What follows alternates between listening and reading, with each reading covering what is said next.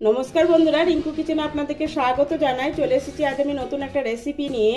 আজকে রেসিপি হচ্ছে সাবুদানা পায়েস। তবে উপবাসের দিন বা যে কোনো দিনে এভাবে সাবুদানা পায়েস বানিয়ে নিতে পারেন। আর এই পায়েসটা খেতে দারুণ হয়েছিল, তার জন্য পুরো ভিডিওটা দেখার অনুরোধ রইল। সাবুদানা পায়েস বানানোর জন্য প্রথমে আমি হাফ কাপ মতো সাবুদানা নিয়ে নিলাম।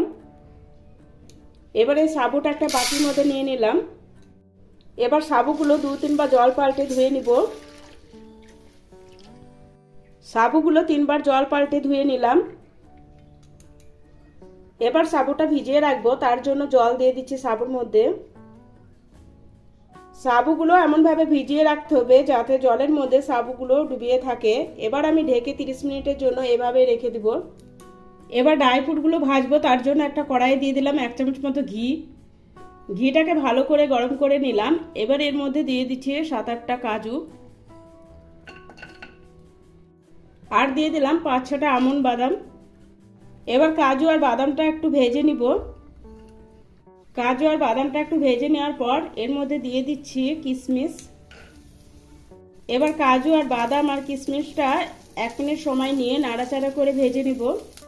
সাবুর পায়েসে আপনারা আপনাদের পছন্দ মতো ড্রাই ফ্রুট ব্যবহার করতে পারেন।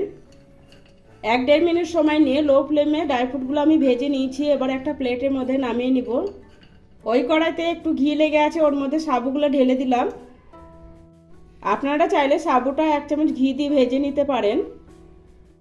গ্যাসের ফ্লেমটা লোতে করে সাবুটা এভাবে নাড়াচাড়া করে 2 মিনিট ভেজে নিব।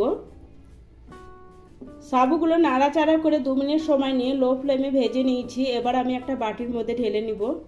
সাবুটা নামিয়ে নেওয়ার পর ওই কড়াইতে দিয়ে দিচ্ছি 750 ml দুধ। দুধটা আমি আগেই গরম করে নিয়েছিলাম। এবার দুধটা কিছু সময় নিয়ে জাল করে নিব। দুধটা জাল করে নেওয়ার কারণে আগের থেকে অনেকটা ঘন হয়ে গেছে।